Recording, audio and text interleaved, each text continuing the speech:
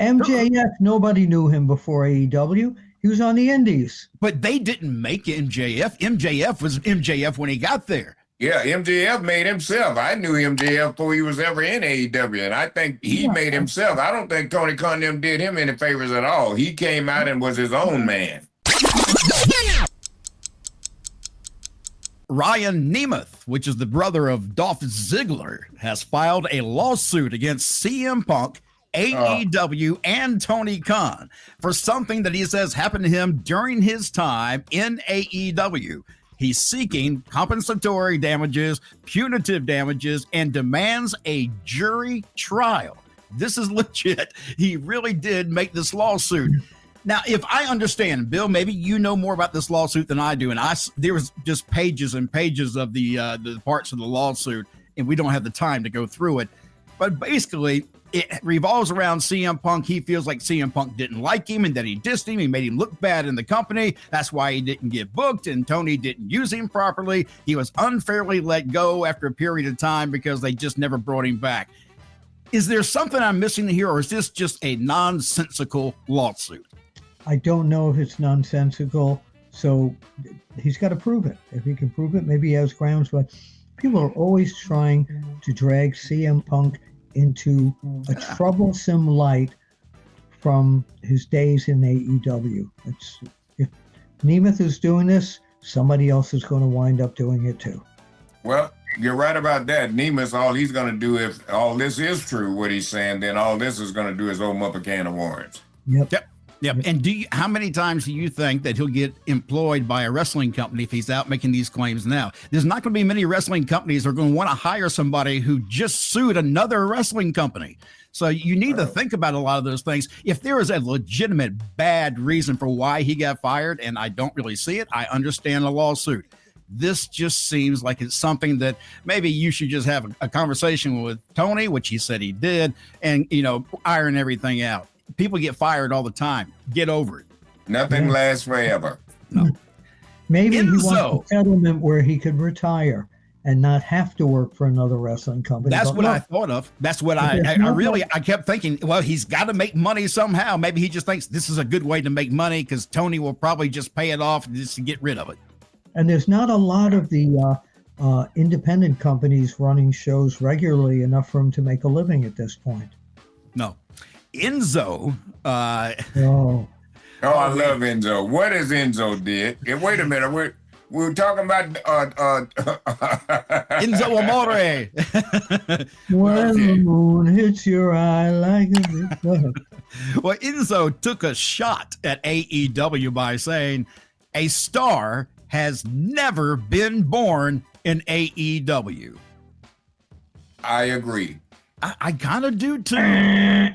MJF, nobody knew him before AEW. He was on the Indies. But they didn't make MJF. MJF was MJF when he got there. Yeah, MJF made himself. I knew MJF before he was ever in AEW, and I think he made himself. I don't think Tony Khan them did him any favors at all. He came out and was his own man. Yeah, just like the Young Bucks. It's the same way with the Young Bucks. I knew who they were before they got there. He didn't make them. They helped build AEW. Those people who came in helped. What about Adam Page? I had never really heard of him before he came to AEW. Maybe, but again, the way I look at it is these guys are putting themselves over. They're going through all that crap and the stories that he tries to tell that make no sense, and they're making stars in spite of that. They're still becoming, because that's in them already. Do you think that whole thing with him coming up with the thing of cowboy shit wasn't initiated by the company? Somebody had to come up with that. But it very well could have been Adam Page. Or it could have been the fans just simply shouting cowboy shit. I just don't feel like that, there were any real names that were ever born in AEW. And if there are, leave the comments down below. Let us know who you think were actual stars. What I'm trying to say is the machine of AEW has not made any stars. There are stars that are there because Wardlow and Luchasaurus, I think, were made by them, but neither of them succeeded. Correct. And a lot of it has to do with the booking. It's not their fault, and the stars that are there are stars despite the booking. So, guys, anything coming up for you we need to talk about? Teddy? I'm going this weekend to Dallas, Texas. I'll be out there Saturday for NWA TSW Studios, a big night of professional wrestling there.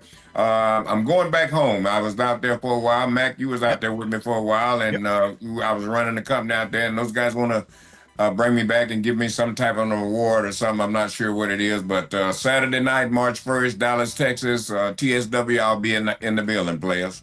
Tell everybody I said hello, Teddy. That Dallas was always a fun place, and the wrestling in Texas is so different from other places. He don't care about what you care about, Dallas. I ain't telling nobody nothing. You know what, Teddy? I got this little. I might knock you out of here today. That's what I want to do. We just knock Teddy right on out. So I can't do that though because I love Teddy too much. What's that, Bill? I know you do. What's coming up for you, Bill? Yeah, I'm Bill. I know. What's coming up for you? Yeah, what's coming up? You been taking Viagra? Things are looking up. Boy, he's in a special mood today, brother. March 15th, Pittsburgh, Pennsylvania. Go to Google, put in Bruno Forever. It's a celebration of the life of the Pittsburgh wrestling scene and the life of Bruno Sammartino. I'll be there. Stan the Lariat Hansen, the man who broke Bruno's neck, will be there. Corey Graves will be there. His brother will be there. And a lot of local Pittsburgh celebrities. So I can't wait to be there. And we also, all three of us, will be at SICW's Fan Fest 3. That's coming up in May in St. Louis. And also, Teddy's getting a very special award because he's getting the Lifetime Achievement Award from the SICW St. Louis Wrestling Hall of Fame. So congratulations, Teddy. I can't wait for that night. That's going to be fun. All right. I'm sorry. You're not invited. Well, good, because I was supposed to say something, but I won't say anything. So I had another surprise for you. We don't want to hear nothing from you. If you could just find yourself a seat at the bar and mind your own business, it'll be No, he doesn't need a seat at the bar. St. Louis has one of the best freestanding White Castles from any. Well, why don't you take him by White Castle and you guys have some burgers while I get my award? Maybe they got a freestanding strip club too. All right. Oh, okay.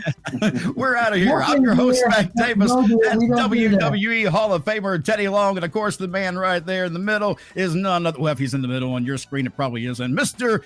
Bill Apter. We'll see you next week. All the players. Yeah.